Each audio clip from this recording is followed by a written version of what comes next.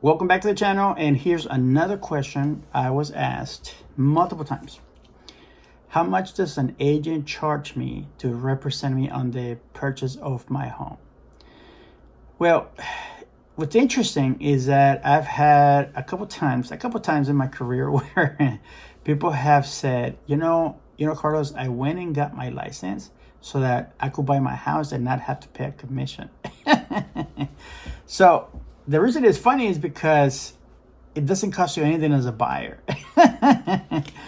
When somebody's selling their home and they get together with an agent, they come to an agreement to a commission, whatever the commission it might be, 4%, 5%, 6%, 7, 8, 10%, whatever the commission it might be, that agent that is hired by the seller is sharing half of that commission with another agent that brings the qualified, willing, able buyer and gets their offer accepted. For example, if a seller and an agent represent the seller come to an agreement to sell a property and they decide to charge or the seller decides to pay 5% and the agent agrees, then 2.5% of that 5% goes to the agent represent the seller and 2.5% goes to the agent represent the buyer. So in essence, the seller is actually paying the agent's commission and the buyer doesn't pay anything. Nevertheless, the Department of Real Estate in California does not allow us to say that it's free.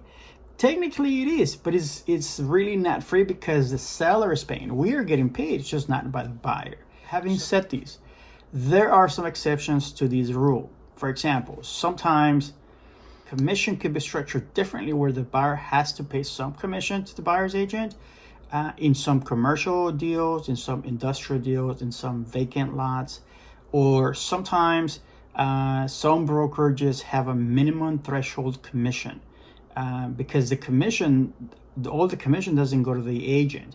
A portion of it goes to their brokerage and their office for, franchise fees, for expenses, whatever the case may be.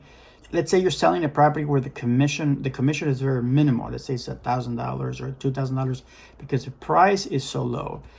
And sometimes commission, it doesn't add up to the minimum threshold that a brokerage is willing to take as a commission. So let's say, for example, the commission ends up being $1,000, but the minimum threshold the brokerages charge is $2,000. So then now we have to have that buyer pay that commission. That's one exclusion. Another exclusion could be where an agent that's representing a buyer on their purchase of a residential home, their primary residence, they're already getting paid by the seller, but then they will go ahead and charge the buyer. I've seen that. I know people who do that. I don't practice that. In my opinion, if you are an active buyer shopping around for a house and you're working with an agent and that agent has had you sign a commission agreement, I wouldn't work with that agent. The agent's getting paid already. But unless you're willing to work with that agent and you're willing to pay a commission in addition to what the seller's paying, then that's up to you. But I personally wouldn't do it as a consumer. I hope you like this video. I hope that answered that question. And if you do like it, please give it a like.